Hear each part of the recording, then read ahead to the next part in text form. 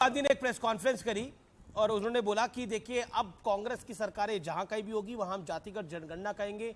India alliance पे भी लगभग इस पे सहमति है, एक दो पार्टियां हो सकती है इसके खिलाफ हो, लेकिन इंटरेस्टिंग बात यह है कि यही राहुल गांधी 2009 में कुछ और बोलते थे, लेकिन 2023 आते आते बदल गए।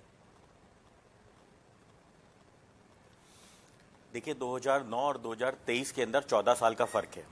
तो 14 साल के फर्क के अंदर अगर देश की स्थिति बदलती है और देश के अंदर अगर ऐसी स्थिति आती है कि जहां पे गरीबों का हक मारा जा रहा है, जहां पे अल्पसंख्यकों का हक मारा जा रहा है, जहां पे बैकवर्ड्स का हक मारा जा रहा है, जहां पे SC ST का हक मारा जा रहा है, तो वहां पे क्या समस्या है कि अगर जातिगत जनगणना हो जाए तो। और जातिगत जनगणना तो 2011 में हुई थी ना, उसका डेटा क्यों नहीं रिवील करती है भारतीय जनता पार्टी? भाई भारतीय जनता पार्टी दबा के बैठी है ना जातिगत जनगणना का डेटा।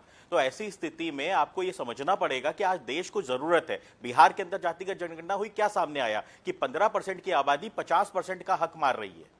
तो ऐसी स्थिति में जब हमारे सामने आ चुका है कि जातिगत जनगणना की देश को बहुत सख्त जरूरत है, क्योंकि हमारे देश के तो राहुल गांधी को 2009 में ये क्यों नहीं ध्यान में था जब उनका शासन था? 2011 के आंकड़े क्यों नहीं जारी करे? 2009 में क्यों नहीं राहुल जी ने 14 करोड़ लोगों को देखिए ऐसा है, पहली चीज तो मैं कांग्रेस का प्रवक्ता नहीं हूं, लेकिन फिर भी क्योंकि मैं इंडिया अलायंस को रिप्रेजेंट करता हूं तो मैं बता देता हूं कि 14 करोड़ लोगों को कांग्रेस सरकार 2014 से 14 तक गरीबी रेखा से ऊपर लेके आई थी, जो वापस भारतीय जनता पार्टी के राज में गरीबी रेखा के नीचे चले गए हैं। और 80 करोड़ लोगों को 5 किलो राशन के ऊपर निर्भर किया है भारतीय जनता पार्टी ने। यह भारतीय जनता पार्टी का खुद क्लेम है। भारतीय जनता पार्टी खुद कहती है कि 80 करोड़ लोग 5 किलो राशन के ऊपर निर्भर है देश के अंदर। तो आपको खुद समझ सकते हैं कि इन्होंने क्या क्या विकास किया है। ठीक है, समय की बड़ी ब्रेकिंग स्टोरी है। CWC की बैठक में, यानी कांग्रेस की CWC की बैठक में फिलिस्तीन को समर्थन दिया गया है, खुला समर्थन दिया गया है। फिलिस्तीन के समर्थन में कांग्रेस पार्टी है, CWC की बैठक में किया गया है समर्थन। इस समय की बड़ी ब्रेकिंग स्टोरी है, हमारे संवाददाता अरुण सिंह ने जानकारी दी है। इस समय की बड़ी ब्रेकिंग स्टोरी है, ऑफिशियली आ गया है। जो CWC की बैठक में प्रस्ताव आया बाद में, उसके अंदर खुला समर्थन दे दिया गया है फिलिस्तीन को, जबकि भारत की सरकार ने इजराइल को समर्थन दिया है। मैं सीधा रुख करता हूं प्रोफेसर संगीत रागी का। मेरे साथ कौन कौन मेहमान है, आइए आपको एक बार फिर मिलवा देता हूं। डॉक्टर अजय आलोक, रवि श्रीवास्तव, रोहित अग्रवाल, शादाब चौहान जुड़ चुके हैं मेरे साथ। नेता पीस पार्टी के विवेक श्रीवास्तव है। प्रोफेसर रागी, कांग्रेस का फिलिस्तीन को समर्थन और 2023 में 5 विधानसभा चुनाव, कोई बड़ा कनेक्शन? देखिए, ये सारा कुकर्म कांग्रेस पार्टी जो है वो मुसलमानों को वोट के लिए कर रही है। ये कैसे कह सकते हैं? और आपको ध्यान में जाना चाहिए कि मैं ऐसा इसलिए कह रहा हूं कि यही कांग्रेस पार्टी थी। कांग्रेस पार्टी का कुकर्म इतना बड़ा है कि इजराइल के साथ दोस्ती क्या डिप्लोमेटिक रिलेशन भी जो है वो कांग्रेस पार्टी इसलिए नहीं करती थी ताकि अरब की दुनिया उससे नाराज हो जाए। मजेदार बात है कि पाकिस्तान तक ने उससे डिप्लोमेटिक रिलेशन एस्टेब्लिश किया है। ये जो है, ये सारा मिथक जो है वो तब टूटा जब चंद्रशेखर की सरकार बनी केंद्र के अंदर, और वो भी कांग्रेस के समर्थन से।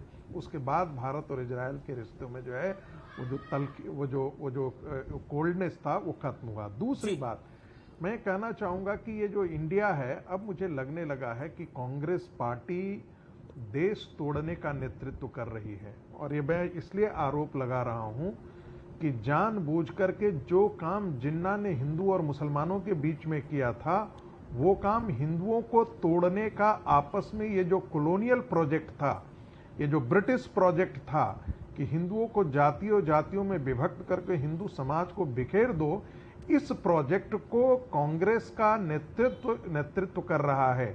तो मैं कई बार कहता था कि ये इंडियन नेशनल कांग्रेस है या इटालियन नेशनल लेड कांग्रेस है। अब मुझे लगता है कि मैं इसे गंभीरता से कह सकूं कि ये Italian national led Congress party है। ये Indian national led Congress party तो बिल्कुल ही नहीं लग रहा।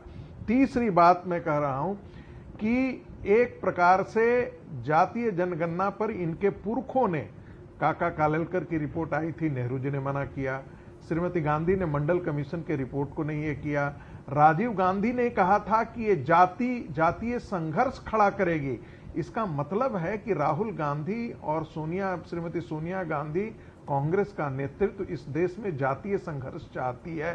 उनको लगता है कि मंडल 2 ला करके हम भारतीय जनता पार्टी को परास्त कर देंगे, लेकिन वो ये भूल जाते हैं कि आज का जो भारतीय जनता पार्टी है वो अटल बिहारी वाजपेयी की सरकार नहीं है, ये नरेंद्र मोदी और अमित शाह है। ये जानते हैं अच्छी तरीके से कि हमें इसे कैसे हैंडल करना है। एक बात और मैं बता देना चाहता हूं, देखिए बिहार की जातीय जनगणना हुई, कितनी बड़ा ये राष्ट्रीय पाप है।